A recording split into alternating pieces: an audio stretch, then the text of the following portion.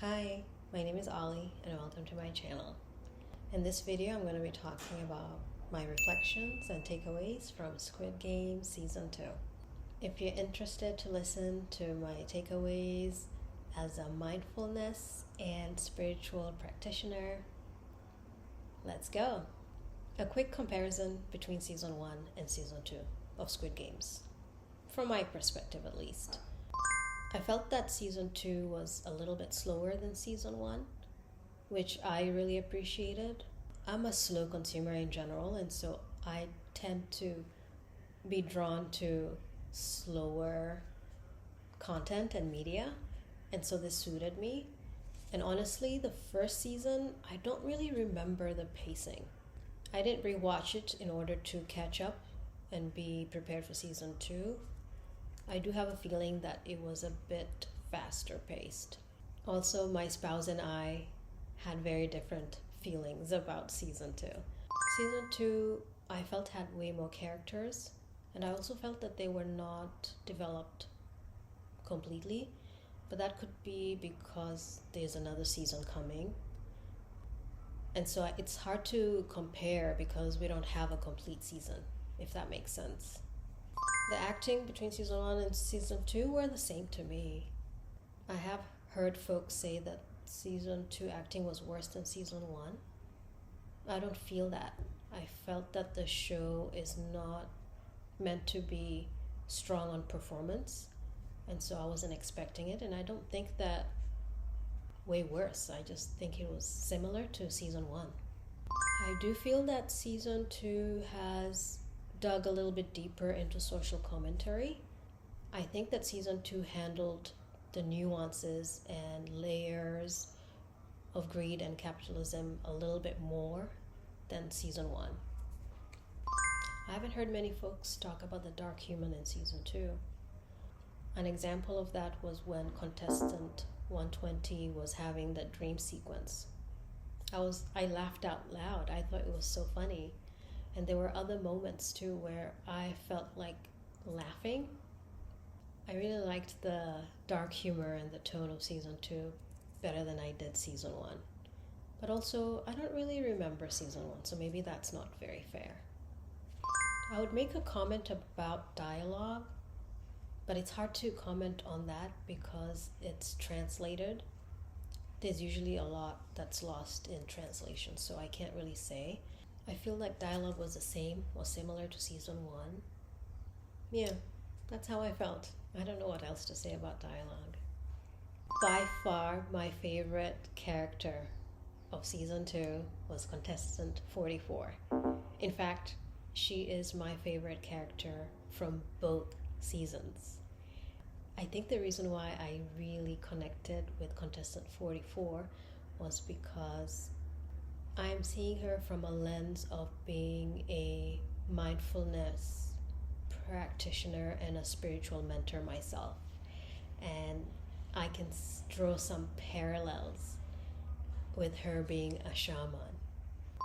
I also did a little bit of Googling and found out that shamanism has been making sort of like a resurgence in South Korea, because a lot of folks don't trust traditional religion or traditional ways of finding help or solutions to their problems, and so they're turning to shamans to help them, which ties into the reason why I pursued training to be a mindfulness teacher and spiritual mentor, was because I found that traditional ways of trying to solve my problems weren't working for me.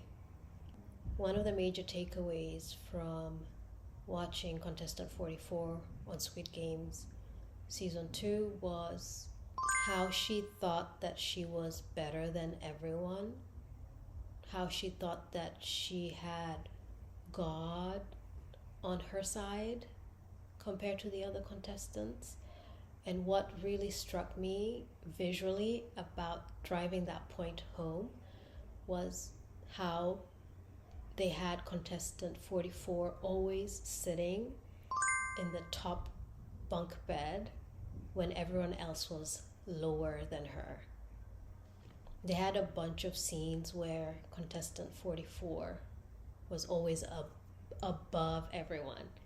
And to me, that read that she felt either literally closer to God, who is supposed to be above her, and that she's next in line, as the definition of a shaman is the mediator between God and humans.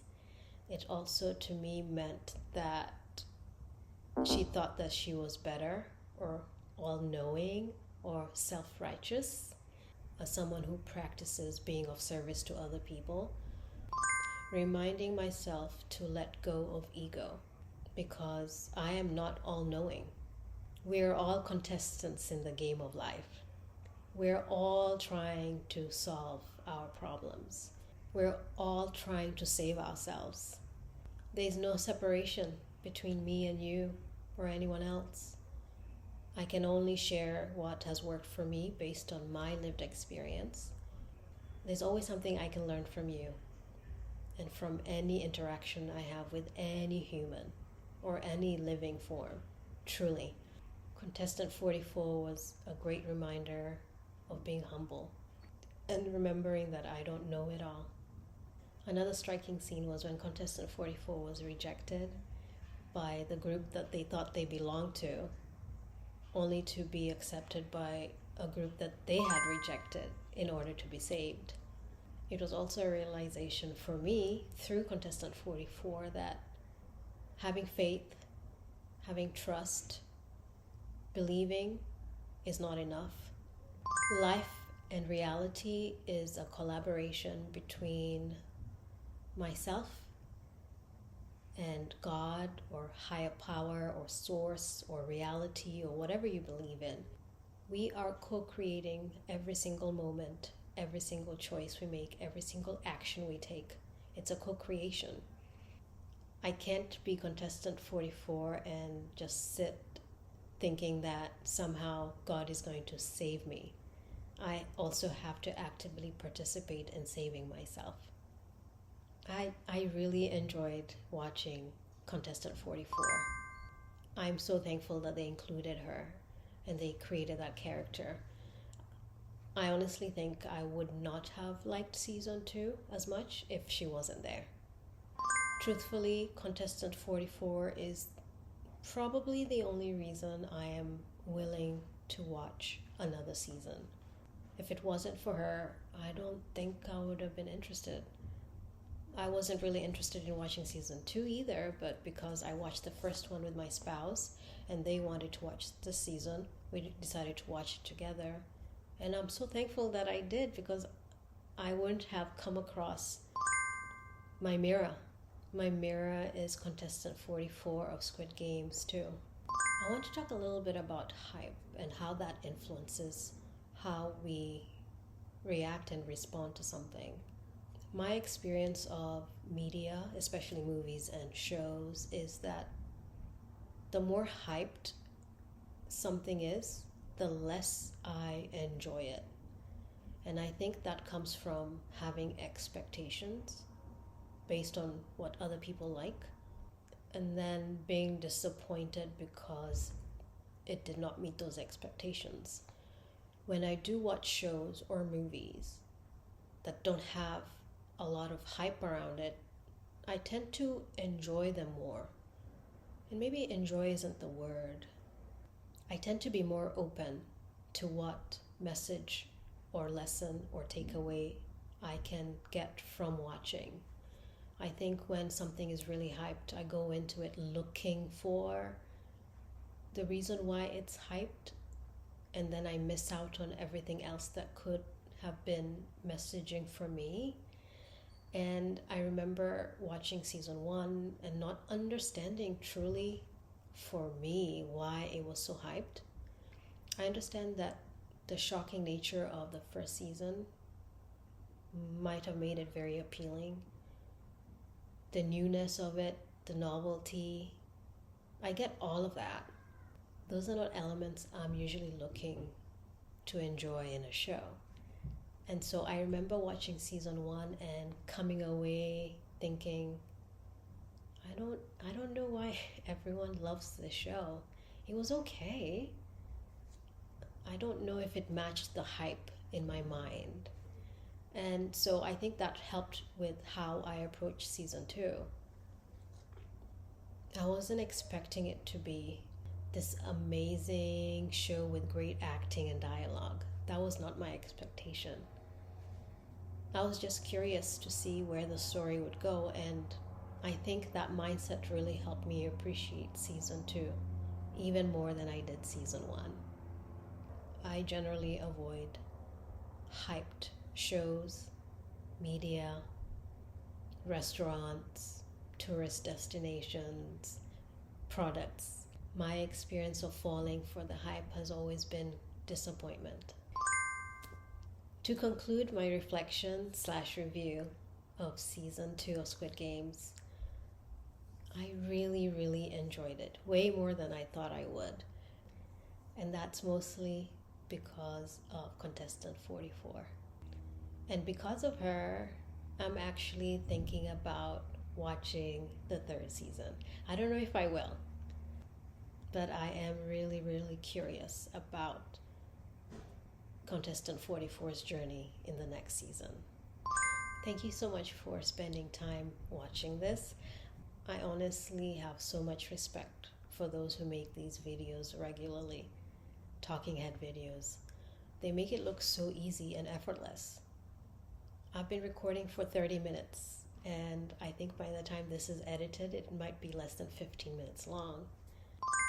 I also have a very constricted voice. I carry a lot of tension in my throat, which makes it hard for me sometimes to speak up because I feel like I always have to speak louder to be heard. There's a bit of a complex and insecurity about speaking. It's one of the reasons why I'm even starting this YouTube channel. I have no idea what I'm doing. I'm so afraid of speaking into a camera lens.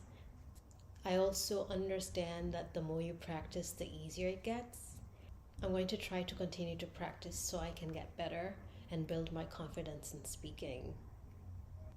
And if you're interested in that journey, please hit subscribe, give me a like, and hit the notification bell for future videos. And I also really just look forward to creating a community. So if you feel called to, you can share in the comments whether you watched season 1 or season 2 or did watch it and you just want to comment on the hype.